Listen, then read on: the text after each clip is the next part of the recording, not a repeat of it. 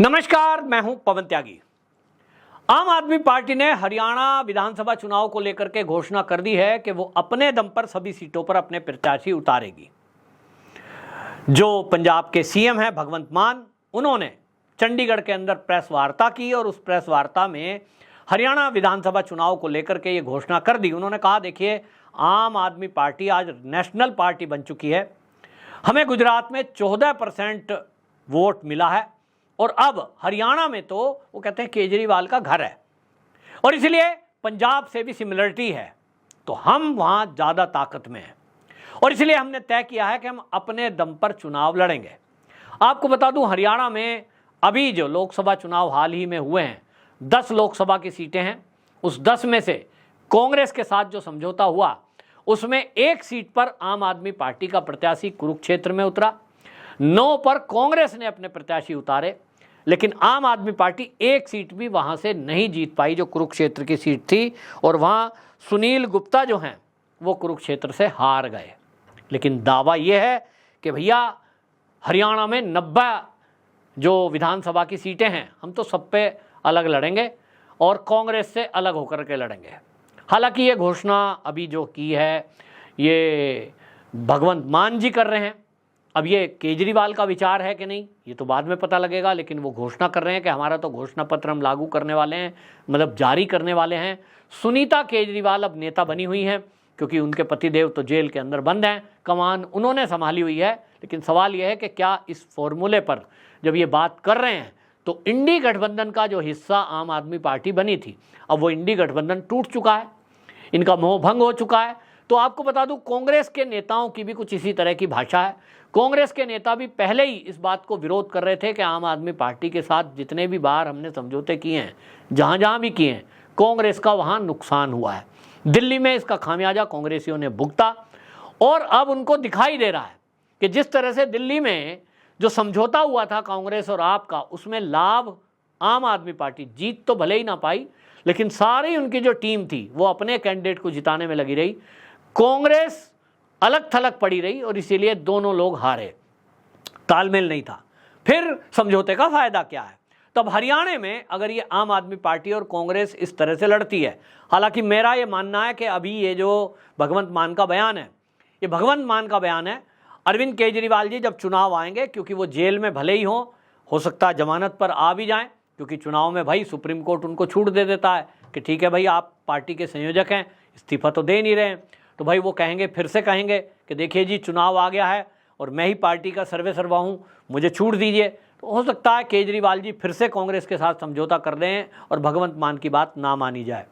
क्योंकि अगर भगवंत मान की बात मान लें, 90 सीटों पर अगर आम आदमी पार्टी अपने प्रत्याशी उतारती है तो कांग्रेस भी उतारेगी और कांग्रेस भी उतारेगी तो निश्चित रूप से इसका लाभ भारतीय जनता पार्टी को मिलेगा। त्रिकोणीय मुकाबला जब भी होगा, जिस भी सीट पर होगा, सीधा लाभ भारतीय जनता पार्टी को मिलने वाला है। भारतीय जनता पार्टी की आज की डेट में हरियाणा में वैसे भी स्ट्रॉन्ग पोजीशन है। जब से वहाँ सैनी जी को सीएम बनाया है, पहले ही सोच के इसलिए बनाया कि भैया ओबीसी कम्युनिटी का वोट, और वहाँ जो एक बात पहले से प्रचलित में है कि एक तरफ 36 बिरादरी है तो एक तरफ जाट कम्युनिटी है, तो भारतीय जनता पार्टी ने 36 बिरादरी के सहारे सत्ता तक पहुँचने का रास्ता ये सोच के रखा है।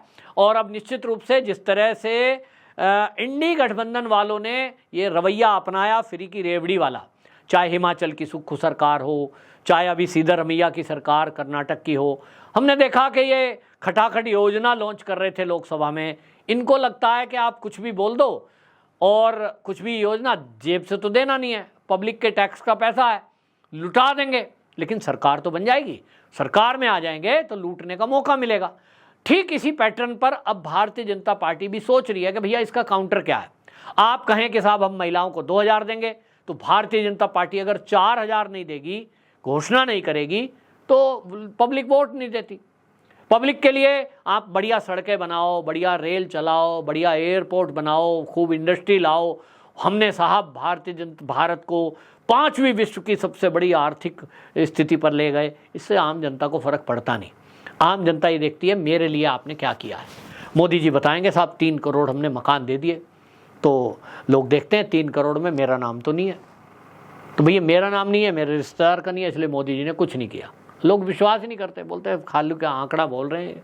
भाई 150 करोड़ के देश में 3 करोड़ लोगों को आपने मकान दे भी दिए, 5 करोड़ लोगों को मकान दे भी दिए, मैं कहता हूं ये 20 करोड़ दे दो तो भी 20 करोड़ को देना भी ऊंट के मुंह में जीरा जैसा है। कहाँ 150 करोड़ की आबादी, कहाँ 20 करोड़ मकान, है नहीं ये संख्या। मैं एक उदाहरण दे रहा हूं और इसलिए लोगों को लगता है मेरा क्या। जब मेरा क्या की बात आती है तो कांग्रेस कहीं ना कहीं उसमें जीत जाती है, क्योंकि इनको लगता है जेब से तो देना नहीं, टैक्स पेयर का पैसा है, लुटाओ।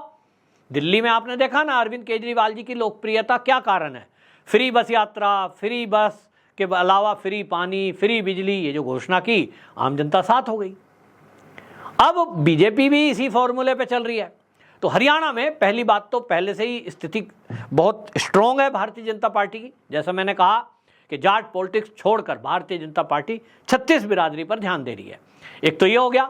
दूसरा, जो मनोहर लाल खट्टर जी का हरियाणा में पहले से काम किया हुआ है, ट्रांसफर पोस्टिंग धंधा बंद पैसा का, और इसी तरह जो भर्तियां हुई हैं उस भर्ती में नो पर्चा नो खर्चा, ये मैं पहले भी बता चुका हूं, इसका बहुत इंपैक्ट है। सरकारी जितनी भी कार्यालय से काम होते हैं, आपके सर्टिफिकेट बनते हैं, वो ऑनलाइन करना, इसका युवाओं पर बहुत असर है। तो सबके दिमाग में यह है कि बीजेपी सरकार माने नो भ्रष्टाचार, बीजेपी सरकार माने सबका साथ सबका विकास। अब बीजेपी माने बुलडोजर एक्शन उनके ऊपर जो दंगाई है, ये भी सिद्ध हुआ, मनोहर लाल खट्टर जी ने करके दिखाया। तो सैनी जी भी उसी पच्चीनों पर चल रहे हैं और इसलिए भारतीय जनता पार्टी को हरियाणा से हिलाना मुझे इस समय दिखाई दे रहा है कि वो असंभव सा है। अब इसमें अगर ये अलग अलग हो जाते हैं तो भारतीय जनता पार्टी के लिए तो और सीटों की बढ़ोतरी होने वाली है। देखने लायक बात ये होगी कि आम आदमी पार्टी के अंदर भगवंत मान जो कि सीएम है, और कहा जा रहा है कि साहब केजरीवाल के बाद उन्हीं की पावर है, आगे ज़्यादातर कार्यक्रम में देखे जा रहे हैं भाई उन्हीं के एरोप्लेन में घूमते हैं बाकी लोग, तो क्योंकि सीएम तो एक वो हैं फुल पावर वाले, फुल फ्लैश, तो उनका इस्तेमाल किया जा रहा है। लेकिन अब देखने की बात होगी कि उनकी चलती कितनी है, उनकी कोई मानता कितना है, क्योंकि केजरीवाल जी के सामने बाकी किसी की चलती नहीं, बोले चाहे कोई भी। तो भाई हकीकत तो यह है, मुझे नहीं लगता कि ये फॉर्मूला चलेगा। वो जो कह रहे हैं कि हम सब सीटों पर लड़ेंगे, वो स्थिति आम आदमी पार्टी की नहीं है। आप कह रहे हो साहब केजरीवाल जी हरियाणा के रहने वाले हैं, उनको हरियाणा वाला पसंद करेंगे, कोई असर हरियाणा में नहीं है। हरियाणा में आपको लगता है कि किसान आंदोलन फर्जी जो रूप से खड़ा किया था उसके कारण बीजेपी का विरोध पंजाब की तर्ज पे हो जाएगा, वो भी होने वाला नहीं है। हरियाणा के लोग सबसे ज़्यादा त्रस्त हुए थे जब ये कृषि आंदोलन चला और लोगों को समझ में आ गया कि ये नेताओं ने अपने फायदे के लिए करवाया था। 3 कृषि बिल तो कब के वापसी हो गए, फिर आप कहोगे साहब एमएसपी पे गारंटी दो, अभी घोषणाएं की हैं किसान आंदोलन करने के लिए कि फिर से करेंगे आंदोलन। तो आम किसान को तो समझ में आ गया कि ये चुनावी मामला है, जब चुनाव आते हैं इनको आंदोलन याद आ जाता है, पब्लिक को परेशान करते हैं, लोगों को सड़कों पे बिठाते हैं, अपनी जेब में पैसा डल गया, आंदोलन खत्म। और इसलिए लोगों को समझ में आ चुका है, लोग इनके झांसे में आने वाले नहीं हैं, और इसलिए हरियाणा में किसी की दाल गलनी है नहीं, चाहे आम आदमी पार्टी हो चाहे कांग्रेस। आप में से जो हरियाणा के लोग हैं, मेरी बात आपको अगर लगता है कि सही है या अपनी राय जरूर रखें कि हरियाणा में आखिरकार आप क्या सोचते हैं, स्थिति क्या है, ताकि हमें भी सही जानकारी, जमीनी हकीकत पता लग सके। वंदे मातरम।